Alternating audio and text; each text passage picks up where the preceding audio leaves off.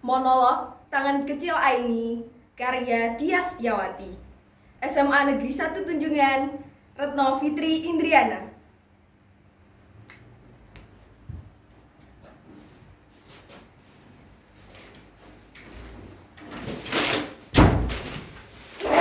Aku tidak mau melakukannya lagi, aku tidak mau. Aku malu dengan teman-teman di sekolah. Semua membenciku, menganggap aku tidak sebanding dengan mereka. Baju dan sepatuku tidak sekeren gadis penggemar Blackpink itu. Semua aku menanggapinya acuh tak acuh. Tapi lama-lama Lingga, Kiki, Eza semua menghilang dari peredaran. Mereka tak mau bersahabatan denganku lagi. Apa arti gelang persahabatan ini? Tak berguna. Oh ini? Iya, Mak. Obat yang Mak pesan sudah dibeli di mana? Mak sedang sakit. Sudah hampir sebulan. Tapi aku belum sempat membawanya ke dokter. Kata orang, biaya berobat ke dokter mahal. Apa? BPJS? Dari mana kami mendapatkan uang untuk membayar cicilan tiap bulannya? Kata Bu Siti yang kerja di puskesmas pernah bilang, biaya BPJS yang menunggak atau tidak dibayar terancam terkena denda. Ya sudahlah, orang susah dilarang sakit. Itulah mengapa sudah sebulan ini aku menggantikan posisi emak untuk berburu sampah dari warung-warung dan toko. Seringkali aku memungut sampah yang dibuang sembarangan. Aku tak habis pikir, kenapa orang-orang membuang sampah sembarangan? Tidakkah mereka tahu apa yang mereka lakukan akan merusak bumi ini? Sedangkan tong sampah dibiarkan tidak berfungsi sebagaimana mestinya. Sejak Bapak meninggal 5 tahun lalu, emaklah yang mencari nafkah untuk menyambung hidup. Sempat menjadi buruh cuci dengan upah seikhlasnya. Tapi upah emak tak sebanding dengan resiko yang dihadapinya. Kalau ada pakaian yang luntur atau rusak, emak harus mengganti 2 kali lipat. Lambat laun tenaga emak semakin berkurang. Tak kuat lagi untuk mencuci. Kemudian emak memilih menjadi pemulung. Dalam sehari, emak dapat mengumpulkan 10 hingga 15 kilogram per hari. Tak banyak uang yang dibawanya ke rumah. Sampah yang dijual dengan harga Rp3.000 per kilogramnya. Hujan, terik matahari tak pernah menyurutkan semangatnya. Dengan segala keterbatasan, emak mampu memenuhi kebutuhan sekolahku. Emak ingin sekali aku menjadi guru. Menjadi guru adalah cita-cita emak dahulu. Bagaimanapun pedihnya hidup, ingat, kamu masih punya Tuhan. Jangan menyerah menggapai cita-cita. Begitu pesan emak. Saat ini emak sedang sakit keras.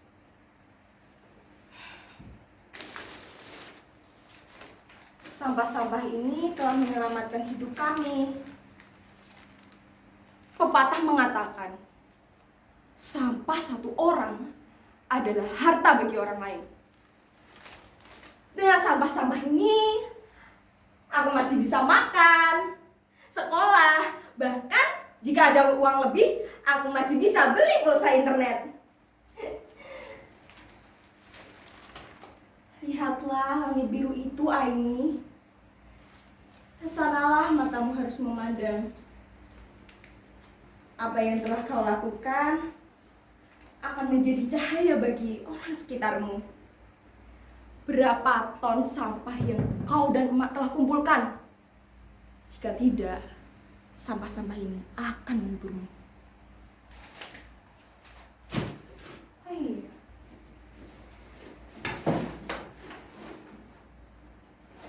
Kalian pasti bertanya, kenapa aku bisa memiliki handphone? Iya kan? Kalian pasti curiga karena aku anak pemulung. Baiklah, aku akan sedikit menjelaskan. Dalam acara 17 Agustusan tahun lalu,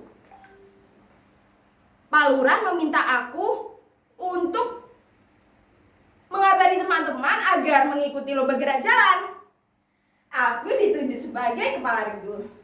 Meskipun awalnya ragu, tapi kita berlatih sangat keras hingga regu kami menang. Sambil memegang kumisnya, Pak Lurah bilang gini, "Ai, kamu memang hebat, jempol untuk kamu. Tunggu bonus dari Bapak ya." Nah, jelaskan asal-usul handphone ini. Handphone ini adalah pemberian dari Pak Lurah sebagai bonus. Tuhan memang maha adil. Di saat dibutuhkan, di saat itu pula Tuhan memberikan jalan. Kalian masih belum percaya? Akan aku tunjukkan bagaimana aku menjadi kepala regu. Maju, jalan. Kiri, kiri, hormat, gerak. Balik kanan, maju, jalan. Kiri, kanan, kiri, kanan. Nah, kalian sudah percaya kan?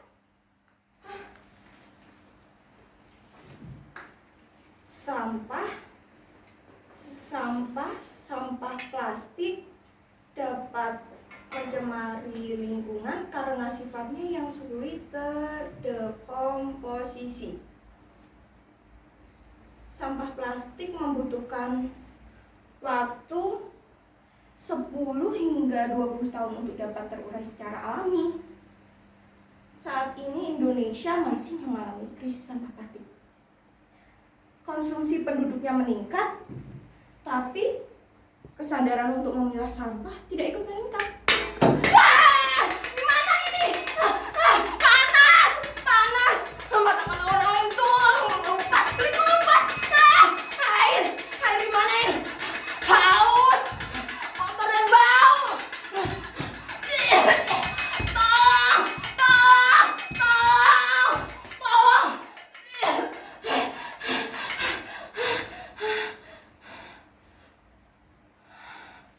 Apa ini firasat? Tapi kecil ini harus berbuat sesuatu.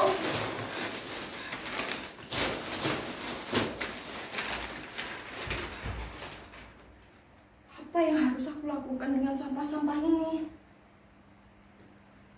Aku pernah mengunjungi pameran kerajinan daur ulang. Di pintu masuk bertuliskan spanduk, jika tidak dapat mengurangi, maka gunakanlah kembali. Perbaiki, bangun kembali, perbaharui, dan daur ulang. Aku masih ingat tulisan itu.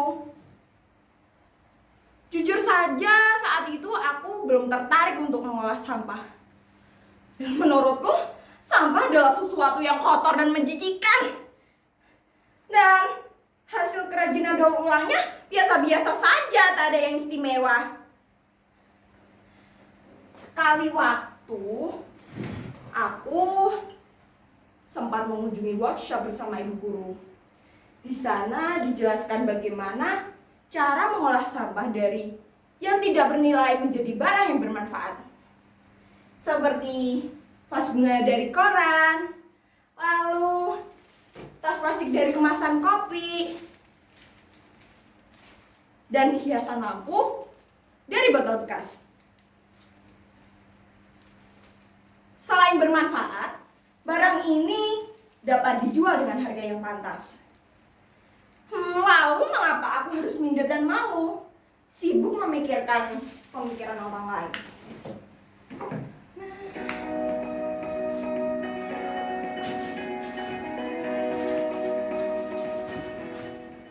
Wah, cuaca sangat cerah. Aku begitu bersemangat merealisasikan semua rencana-rencanaku. La la la la la. La la la la la. Oh iya, tunggu dulu. Tanggal berapa sekarang?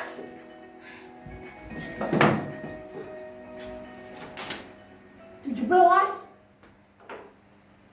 Emak mengizinkan aku untuk menggunakan ruang tamu ini sebagai galeri sekaligus tempat pelatihan. Dan hasil kerajinan daur ulang akan terpajang rapi di sini. Tunggu dulu. Bagaimana jika meja ini digeser ke kanan? Nah, seperti ini. Bagaimana menurut kalian? Cocok? Bilang saja kalau tidak cocok. Baiklah, aku geser sedikit. Nah, aku akan mengajak tetangga, teman sekampung untuk mendaur ulang sampah-sampah ini. Siapa? Sebentar. Terima kasih, Pak. Sampah ini saya terima dengan senang hati. Jauh-jauh Bapak mengantarkannya kemari. Semoga warung Bapak laris terus ya, Pak. Sejak saat itu, aku tak perlu lagi memungut barang bekas ke warung atau toko lagi. Mereka senantiasa mengantarkannya ke rumah. Akhirnya, semua orang di lingkungan ini memiliki kesadaran untuk memilah sampah dari rumahnya. Ini kemajuan berarti.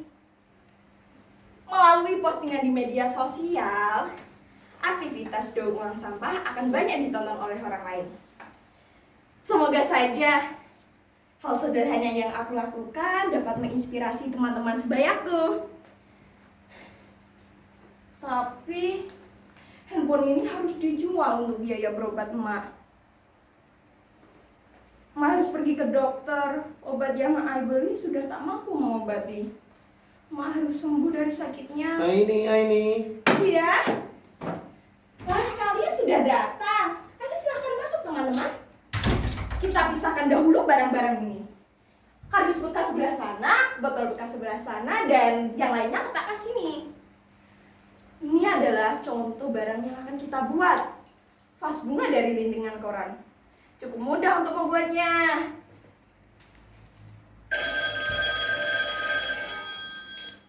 Ya, halo. Ya, benar, saya Aini.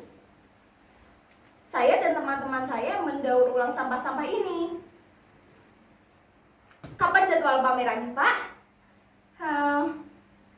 Boleh, Pak? Silakan mampir ke rumah untuk melihat-lihat. Baik, Pak. Baik. Terima kasih. Teman-teman, kita mendapat undangan pameran bulan depan. Yes! Hasil kerajinan daur ulang kita akan terpajang rapi di sini. Tapi bagaimana produk kita lebih jelek dari mereka?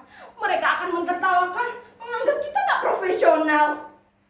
Aduh, bagaimana ini? Apa tawaran ini harus ditolak? Tidak. Kita harus optimis, percaya diri, dan yakin. Ini kesempatan yang baik. Ayo lebih giat lagi, lebih kreatif lagi. Sesuaikan dengan gambarnya ya. Nah, barangnya sudah jadi, kita letakkan ke sebelah kiri. Hati-hati saat membawanya. Nah, kita foto dulu. Coba sebelah sini. Kita selesaikan yang lainnya dulu. Hati-hati saat mengguntingnya. Pinggirannya tidak boleh terlampaui batas. Harus rapi. Coba lihat. Mas sedang sakit. Sebenarnya emak membutuhkan penanganan khusus. Tapi emak bersikeras ingin pulang. Dokter tak begitu jelas mengatakan apa penyakitnya. Dia hanya memberi memberikan instruksi berapa kali emak harus minum obat dalam sehari. Aku pun tak sempat bertanya lebih jauh lagi. Tatapan emak mengisyaratkan untuk membawanya cepat pulang. Di perjalanan, emak sempat berbisik. "Ai, kamu pahlawan emak." Mataku berkaca-kaca. Dan aku membalas ucapannya. "Hai, bangga sama emak. Karena pahlawan sesungguhnya adalah emak." Oh iya, Lingga, Kiki, Eza berjanji untuk datang ke rumah.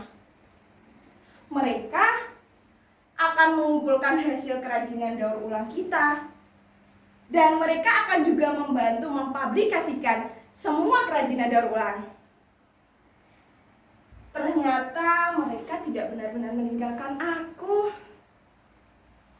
Ling, Ki, Za, we are best friend deh, forever. Tuhan, terima kasih telah mengembalikan hal-hal baik padaku.